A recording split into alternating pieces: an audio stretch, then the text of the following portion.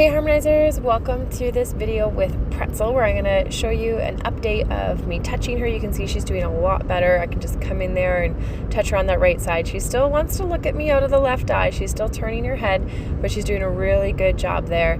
And after I show you a little bit of this stuff, I'm going to take her out of the pen and we're gonna work on doing some other pretty exciting stuff.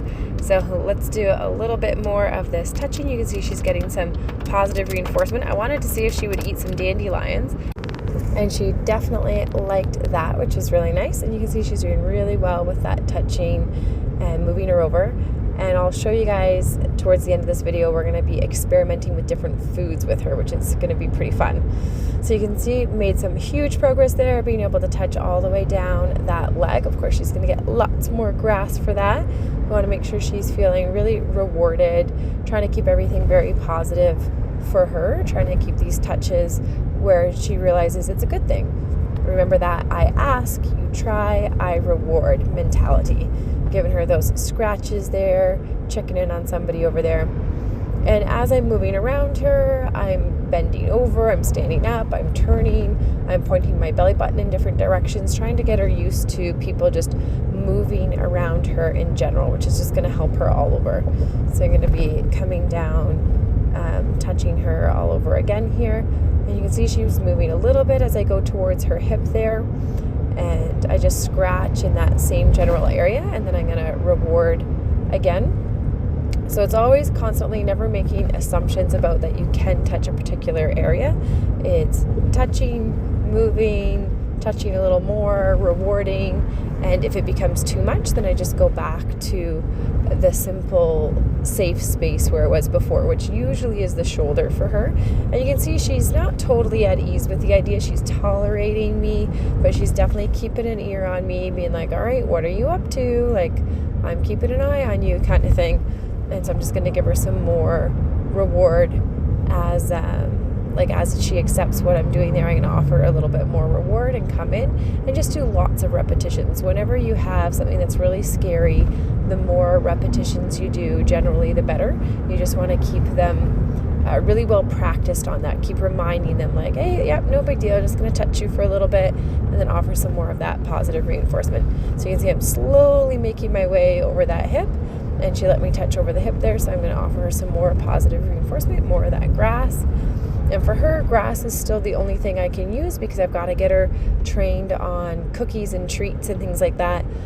Horses are very skeptical of eating new things because they can't throw up. And so if they eat something that's bad for them, it's really bad for them because they can't throw up and they can get a really upset stomach, they can get colic, and it can be really not a good thing. So by nature, they're skeptical of eating new things.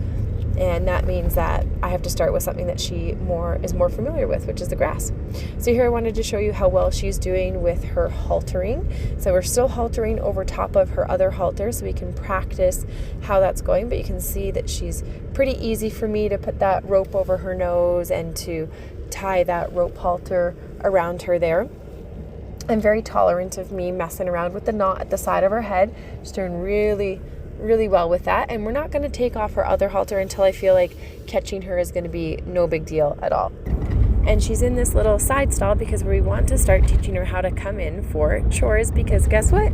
She is out in a big girl field now. She's out in one of our larger paddocks, and she's out there now with Aurora, who is Franny's Mustang. So once they get to a point where we feel like we can catch them pretty easily in the field with their halter on, then we want to get them out into the bigger space. We don't want them to have to stay in the small Mustang pen for any longer than they have to. And as soon as they can, we put them out here. So this was her getting to go out into the bigger space. It was kind of interesting to see how she didn't really have an interest in running around. She just kind of sauntered along in her slow kind of pretzel way and sniffing the poos and checking everything out a little bit more. One of the things that we're doing with them out in this field is they're going to start getting offered grain every day in the field. And so one of the things we're going to do to help that is we need to put a horse into the field that actually eats grain, because they're going to be really skeptical of anything new. We've tried putting some dishes down of different food for them to eat. We've tried some hay cubes, some alfalfa pellets, things like that, and they haven't been interested.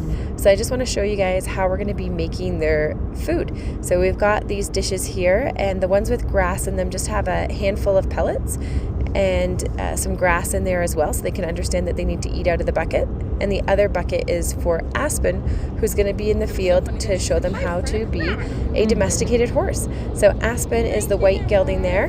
He is actually a Mustang from a couple years ago that Franny did a Mustang tip challenge with, and now he gets to be the Mustang to show them how to be a domesticated horse. So the idea is that he comes to the gate, he will come and be caught, he will come in and eat the grain, and to start with we'll just be putting the grain out in the field, the 3 tubs spread out, so they can watch Aspen eat the food out of the tubs. And they might eat the grass out of their tubs, but then Aspen will come over and finish the grain, and that will be the first step for them understanding what to do. So this is Aspen eating out of the grain tub, and you can see another grain tub to the right that the girls are totally not interested in. They have no desire, but over the next few days, as we do this every day, they'll start to become curious about what's in this dish that he's eating, and that will get them interested to try the grain, and then that will get them in a place where they can start to come in and actually eat the grain themselves. And yeah, as you can see, Aspen is super friendly, so he's at the gate always wanting attention, and that's going to be really great for the horses to see that example as well. So I hope you guys enjoyed seeing Pretzel's progress. Let me know what your favorite part has been so far and what you think of Aspen being the domestic horse. Remember to subscribe and check out harmonyhorsemanship.com for even more learning.